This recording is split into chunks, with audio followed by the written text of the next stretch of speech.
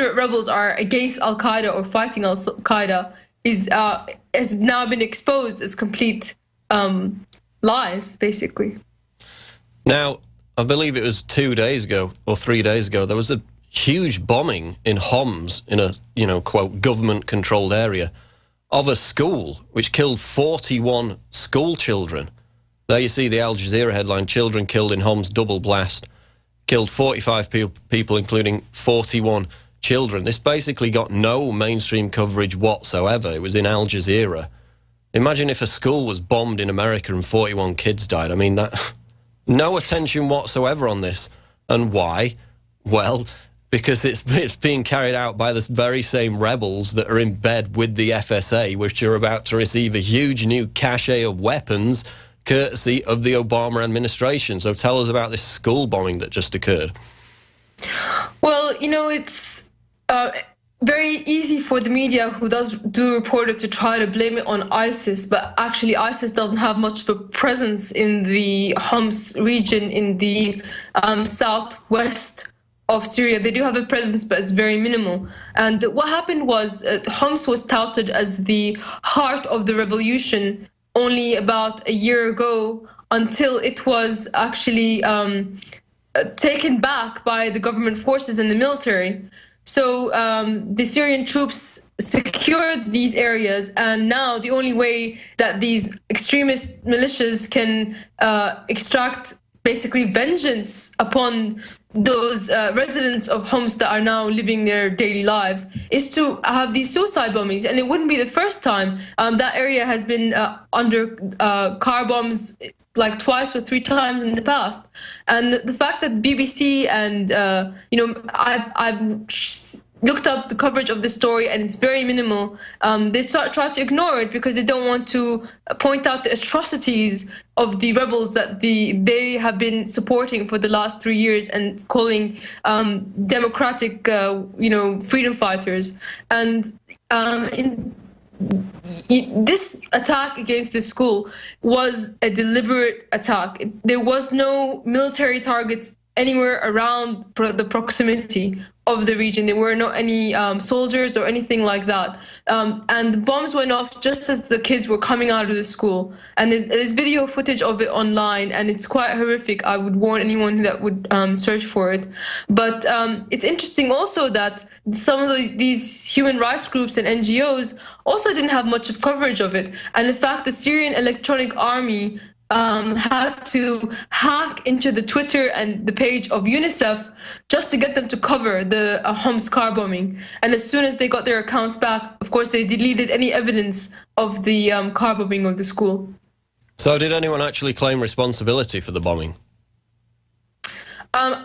As far as I know, not yet, no. But it's quite a cowardly attack, and I think it's clearly to revenge against these people that are going back to live in Homs. They want to make sure that they don't live peacefully, or perhaps even to try to kick them out of Homs and to restart things there, because Homs is a very important city. All roads lead to Homs and into Lebanon. So this is one of the reasons why it became the heart of the revolution, because it's a very strategic city.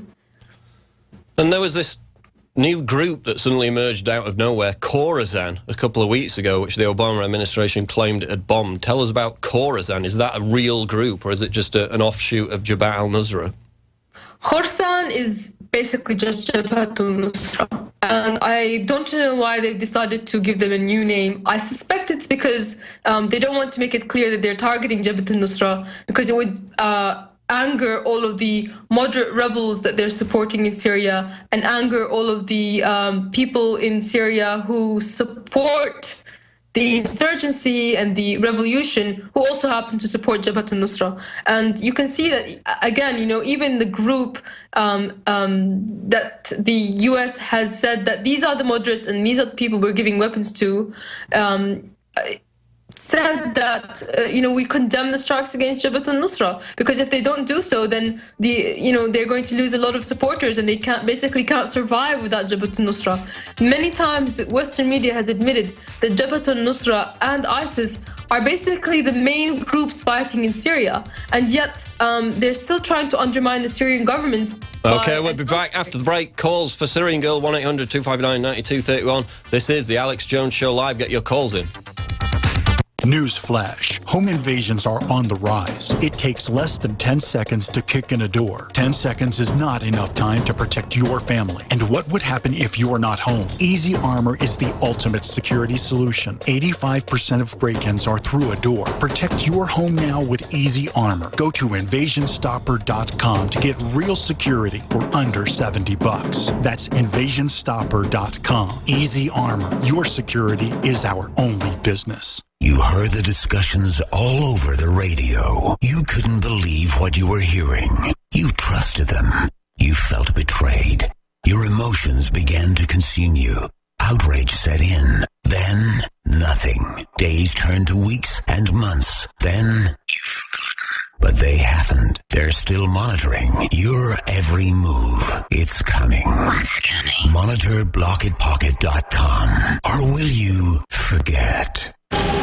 Nanoparasites, termed viruses, infect the iron-poisoned population, for they require a host with iron to replicate. Parasites are propagated via the food and water supply and through vaccinations. Those born after 1945 have the vaccine parasites set to activate now. Due to unprecedented iron intake, officials prepare for pandemics because they know the vaccine parasites are activating on a mass scale. This is the extermination plan, people. For further information, go to unveilingthem.com. That's UNVEILING them.com. Hi, this is Ted Anderson. Have you ever wondered why banks, stockbrokers, investment advisors won't talk about gold IRAs? They've been available since 1986, yet the financial industry won't recognize the value of gold for your retirement. Gold has outperformed paper investments, yet no word about IRAs. If you would like to have gold for your retirement, call 800-686-2237. Don't get left behind by rising inflation and low returns. Call 800-686-2237. Secure your future and call 1-800-686-2237. What good is a Big Berkey water filter? We get that question a lot here at BigBerkeyWaterFilters.com. And in a word, the answer is protection. Protection from water main breaks, E. coli contamination, environmental chemical spills, pesticide runoff, chlorine taste and smell, and all forms of fluoride. Plus, Big Berkey water filters are the original gravity water filter system and most trusted on the market for a reason. Tested by multiple independent NSF EPA certified labs, they are the gold standard in water purification. At only 1.7 cents a gallon, a single set of filters can last for 5 to 10 years. That means big savings. Big Berkey, the one that's powerful enough to purify stagnant pond water. Get a Big Berkey today at BigBerkeyWaterFilters.com. GCN listeners receive 5% off all ceramic filter systems. Visit our website or call 1-877-99-BERKEY. That's 877-99-BERKEY. Big Berkey Water Filters, for the love of clean water. Hi folks, Alex Jones here with some important information. I want to tell you about Matt Redhawk and his team of patriots over at My Patriot Supply. Several years ago, Matt was sitting in his 2-bedroom apartment, frustrated with the direction this country was headed and the charlatans willing to sell us out for a quick buck. Deciding to take action, a company run by patriots for patriots was born. My Patriot Supply has never taken a loan or accepted outside funding. They now operate 2 distribution facilities and employ over 50 hardworking American men and women. It is rare to find companies who practice what they preach. And that's why I stock my pantry with high-quality storable foods from My Patriot Supply. Go to mypatriotsupply.com/Alex today for special offers on emergency food storage, or call their preparedness specialist at 866-229-0927. That's 866-229-0927. Do business with someone who shares your values. mypatriotsupply.com/Alex.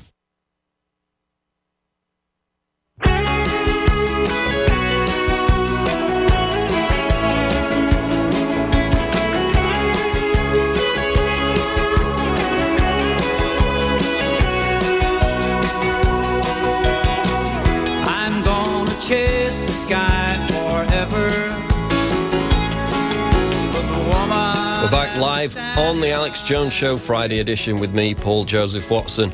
Breaking news, the hazmat teams that are there to clean up the Ebola-infected apartment of Ebola victim Thomas Duncan, who, of course, came into Dallas a few days ago, have finally arrived 3 days after the fact, after he was announced to be the first Ebola victim in the United States. So it took the CDC at least 3 days to dispatch a proper hazmat team to clean up that apartment, again underlining the alarming incompetence of the federal government in dealing with this Ebola outbreak.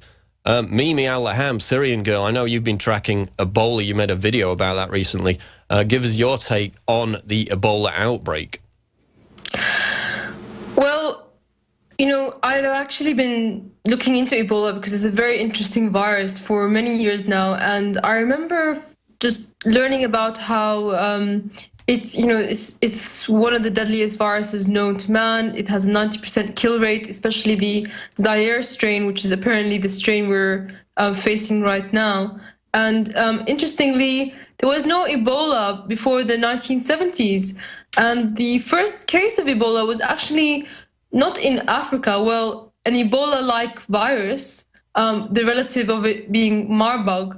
The first case of Marburg, which was related to Ebola, was actually in Germany, and only after that were the second cases that came out in Africa. So the origins of Ebola are actually not known about, and this outbreak seems to be different to any other outbreak in the past, because in the past Ebola has killed so quickly and so with such a high rate that it hasn't been able to spread.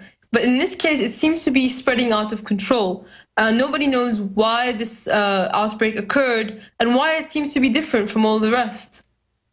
So do you think there may be a possibility that it's gone airborne, at least to a limited extent, as many of the other experts are now saying, including the UN Ebola chief yesterday said that it could mutate and go airborne, that was the main threat now?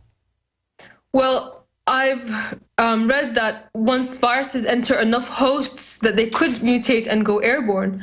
The thing is, Ebola, just as it is now, is classified as a Category A biological weapon. And it's, they've had actually teams in Sierra Leone and in other regions of Africa actually researching Ebola for its use as a biological weapon. The US military has had scientists researching about it there, and that's all, open knowledge. So I don't know any information about what is actually the cause of Ebola, but these points are interesting to note because, of course, in this kind of world that we're living in, on the verge of World War III, and with the superpowers all trying to outdo each other, research into biological weapons is the next step besides nuclear weapons. It's interesting if Ebola does go airborne, though, that it would be really disastrous. But I do know that sometimes when viruses mutate into something airborne, they actually may or may not make them less deadly. So we'll see how that goes. It may have already gone airborne, but usually you can actually tell by the shape of the virus whether or not it's capable of being airborne. Certainly, it seems to be very contagious, and maybe it's spread by even small particles of the virus, of the saliva in air, could potentially spread the virus as well. And what do you think about the health authorities in the United States? They let this guy walk around for 2 days. Actually, 4 days. He went back to the hospital 2 days later. They let him walk around for the best part of a week, infected with Ebola. The response since has been nothing more than pathetic. They've the apartment there, they've sent in people with unprotected gear to literally hose down the Ebola sick off the sidewalk. They've let sheriff's deputies into the apartment with no protection whatsoever. What do you think about the federal government response and what it says about how prepared the United States is for an Ebola outbreak? I think it's really shocking, the fact that the man went to hospital and told them that he's just come back from Africa, in one of the infected countries. I'm not sure if it was Liberia or Sierra Leone, but I believe it was probably Liberia. But they just gave him antibiotics and sent him home. I mean, that's quite shocking. And, the response is maybe being tested as well through this outbreak, and it's clearly not coming up to standard. Okay, we'll be back after the break. Your calls for Syrian Girl. This is the Alex Jones Show live. Infowars.com. Keep it locked in. We're on the march.